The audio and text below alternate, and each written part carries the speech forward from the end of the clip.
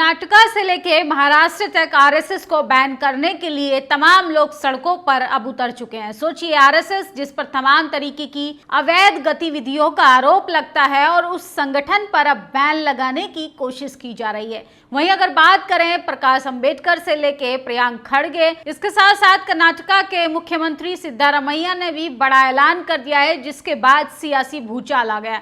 उन्होंने कहा है कि आरएसएस पर बैन लगाया जाएगा और उसकी जो गतिविधियां हैं अगर अवैध तरीके से पाई गई तो 3 साल तक का भी जेल का प्रावधान किया जाएगा।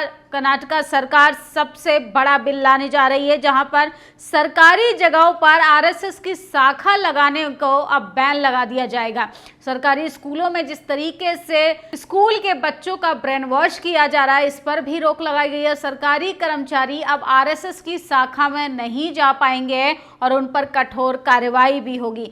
कर्नाटका सरकारी जगहों पर बैन होंगे आरएसएस कार्यक्रम। बिल में होगा 3 साल तक की जेल का प्रावधान।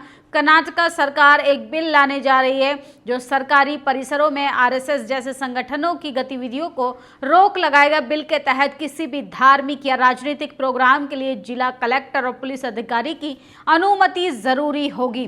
बिल के उल्लंघन के लिए सख्ती सजा का प्रावधान है। पहली बार उल्लंघन करने पर 2 साल की जेल और 50,000 रुपए का जुर्माना भी हो सकता है, जबकि दोबारा उल्लंघन करने पर 3 साल की जेल, 1 लाख रुपए का जुर्माना। लगातार उल्लंघन करने पर हर दिन 5,000 रुपए की पेनल्टी का भी प्रस्ताव रखा है।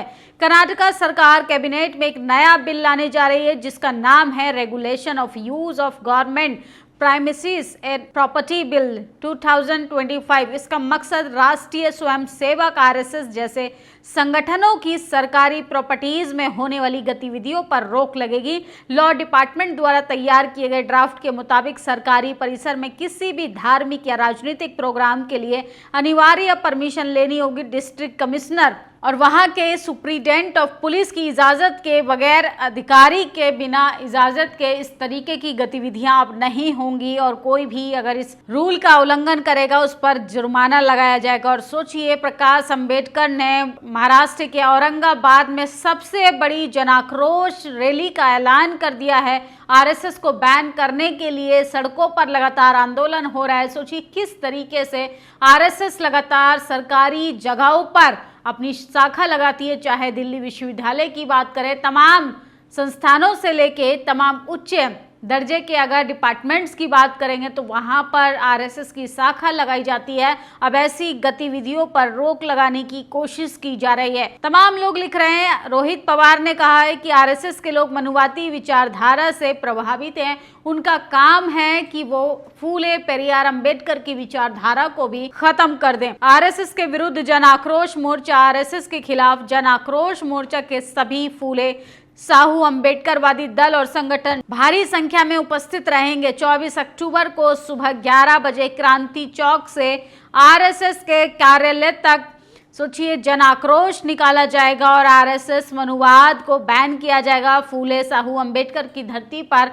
इस तरीके की गतिविधि और इस तरीके के अनैतिक कार्य करने वाले संगठन पर अब बैन लगाने की विचार चल रहा है। हमारा देश फूले साहू अंबेडकर की विचारधारा से चलेगा, ना कि मनुवाद से। तो प्रकाश अंबेडकर लगातार कमर कस चुके हैं और ये तस्वीर देखिए साइड विंडो में, जिस तरीके से आज औरंगाबाद में आरएसएस की शाखा लग रही थी, वहीं दूसरी ओर आरएसएस मुर्दाबाद के भी नारे लग रहे थे। आरएसएस मुर्दाबाद, मुर्दाबाद आरएसएस। और किस तरीके से इस देश में ये संगठन जो है वो लगातार अपने फन फैलाता जा रहा है। अगर इसका देश के हित में अगर कोई कंट्रीब्यूशन पूछेंगे तो सोचिए तमाम लोग चुप्पी साधे रहते हैं। आजादी में इनका योगदान पूछेंगे तब ये चुप्पी साधे रहते हैं। हाँ, अगर इनका बढ़ चढ़कर धार्मिक उन्माद को फैलाना हो, सांप्रदायिक माहौल क्रिएट करना हो, जातिवाद को बढ़ावा देना हो, आरक्षण को गाली देनी हो, दलित पिछड़े आदिवासियों को किस तरीके से ये कमजोर बनाने के लिए लगातार प्रयास करते हैं और किस तरीके से अब आरएसएस जो है खुद ही फंसता हुआ जा रहा है और आरएसएस ने अपने पैरों पर कुल्हाड़ी मार ली है। कर्नाटका की राजनीति में बड़ा धमाका, एक मौजूदा भाजपा विधायक ने सियासी भूचाल ला दिया है। खुलेआम आरएसएस पर आरोप लगा रहा है कि वह सबसे भ्रष्ट गिरोह है जो पर्दे के पीछे से व्यवस्था चला रहा है। ये धमाकेदार वीडियो क्लिप सोशल मीडिया पर धूम मचा रहा है, जिससे पार्टी के वफादार भी हैरान है। वे फुसफुसा नहीं रहे थे। उन्होंने ये बात अपने ही साथी से कही थी, तथाकथित नैतिकता के रक्षक अब सबसे घिनौने तरीके से बेनकाब होंगे। सोचिए, ये 2 मिनट का वीडियो आप खुद सुनिए।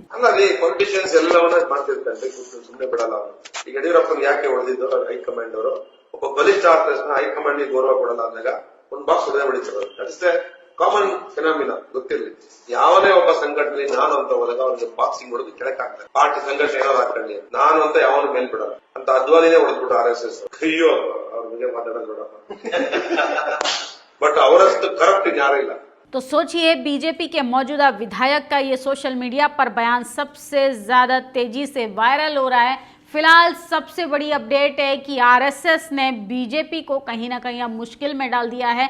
जहां देश के प्रधानमंत्री आरएसएस के 100 साल पूरे होने पर सिक्का जारी कर रहे थे, वहीं महाराष्ट्र से लेकर कर्नाटका की सरकार ने आरएसएस को बैन करने की बात कही है। स्कूल, कॉलेज, यूनिवर्सिटी, यहां तक कि सरकारी कर्मचारी अगर आरएसएस की शाखा में जाएंगे तो उन पर भी कठोर कार्रवाई की जाएगी। अनैतिक गतिविधियों को आरएसएस अगर सरकारी जगहों पर लगाने की कोशिश करेगा तो इस पर भी 3 साल की जेल और मोटा भारी भरकम जुर्माना वसूला जाएगा। अगर कोई भी इस तरीके से सरकारी काम में या सरकार को इस तरीके से इस बिल का उल्लंघन करता है तो उसके खिलाफ 5,000 रुपए पर दिन के हिसाब से जुर्माना भी लगाया जाएगा। फिलहाल आरएसएस की मुसीबत बढ़ती जा रही है। सोचिए, एक तरफ आरएसएस के संगठन पर यौन उत्पीड़न का आरोप लगाने वाले केरला के आनंदी अजू भी किस तरीके से चर्चा का विषय बन चुके हैं, और सोचिए अब आरएसएस के तमाम कार्यकर्ता बेनकाब हो रहे हैं। भाजपा सरकार के मौजूदा विधायक ने कहा कि इस देश में जो सरकार चला रही है वो आरएसएस चला रही है।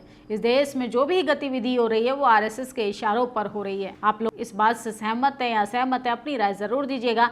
आरएसएस पर बैन लगना चाहिए या नहीं, क्योंकि राष्ट्रवाद की बात करने वाला ये राष्ट्रवादी आरएसएस, राष्ट्रीय स्वयं सेवक दल, जहाँ जहाँ अत्याचार होता है वहाँ वहाँ नजर नहीं आता। आप लोग क्या सोचते हैं? अपनी राय जरूर दीजिए। शुक्रिया। नेशनल दस्तक की आपसे गुजारिश है कि अगर इसको बचाना चाहते हैं तो नेशनल दस्तक को सब्सक्राइब करने के लिए रेड कलर के सब्सक्राइब बटन को दबाएं, फिर बेल आइकन की घंटी दबाएं। नेशनल दस्तक को बचाने के लिए बहुत जरूरी है कि हर खबर को शेयर करें, लाइक करें, कमेंट जरूर करें।